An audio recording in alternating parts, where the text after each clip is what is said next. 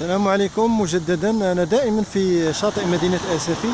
قبل قليل كنا تابعنا خروج واحد باخرة ضخمة من مرسى آسفي اللي كنشوفوا الحاجز تاعو هذا.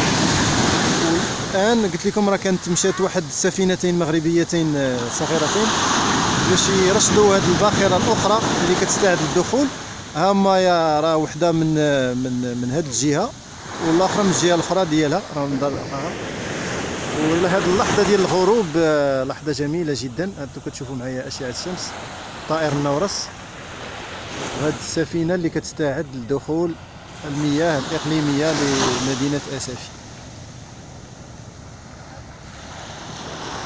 غادي نتابعوا الدخول ديالها.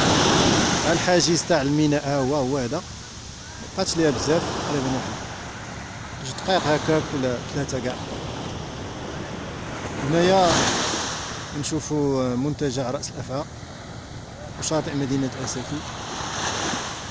حنا دابا في شهر ماي والناس كداو كيجيو لابلاج من أجل ماشي على التنزه ولكن كذلك السباحة. كما كنشوفوا هنا مجموعة ديال الأشخاص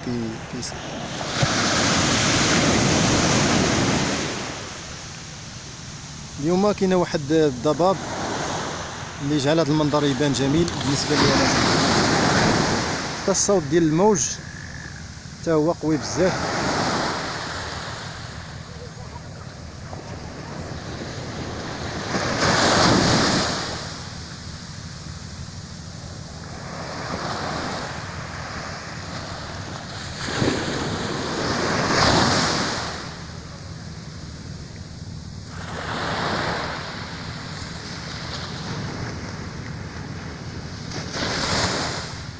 إذا الآن سفينتين مغربيتين صغيرتين بداو كينطلقوا باش كيرصدوا الباخرة الكبيرة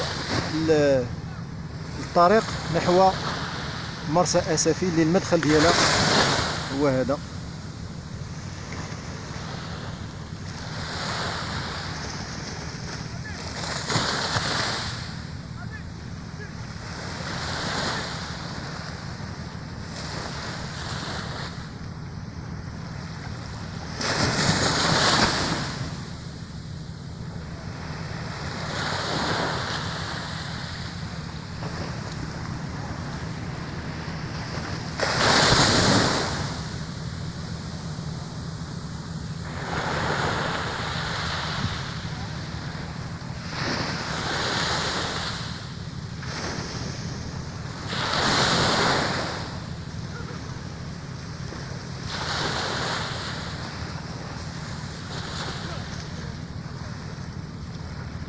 نلاحظوا إحدى السفينتين المغربيتين يعني ضاعفت السرعة ديالها، في حين أن الأخرى يعني مازال بقرب الباخرة الأجنبية اللي ما عرفناش من جنسية الباخرة.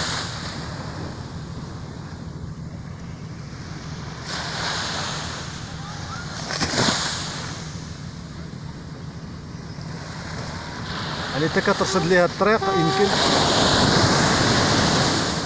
عطاتها واحد الإشارة صوتية، عطاتها إشارة صوتية. هذا الباخرة الأجنبية راها يعني الربان ديالها راه بدل الاتجاه.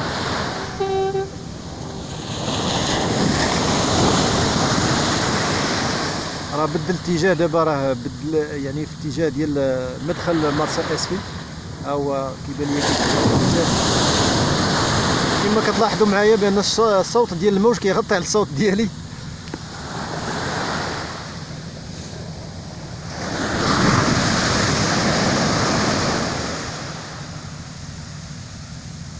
وهذا الاتجاه راه كاين خروج ديال قارب صيد تقليدي، فلوكه بالدارجه المغربيه.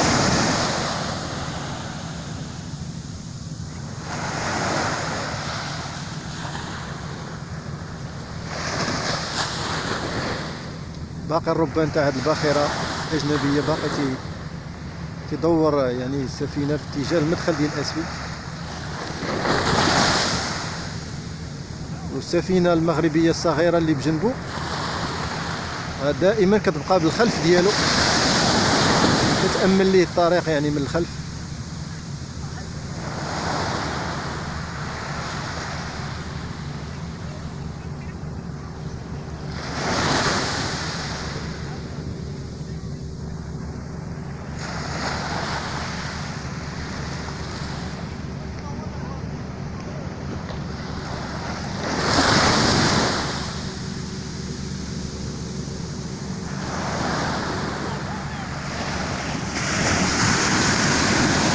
الاتجاه الاخر من غير القارب كاين واحد المركب تاع الصيد تقليدي كذلك يستاهل الخروج في رحلة صيد.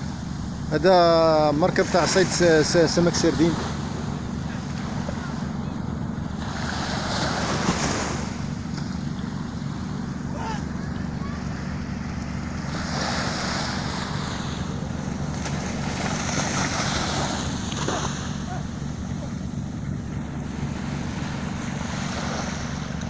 إذن على هذا المنظر ديال خروج هاد القارب والمركب ودخول سفينة وباخرة أجنبية غادي نخليكم. كنشكركم على التتبع وإلى اللقاء في فيديو قادم إن شاء الله.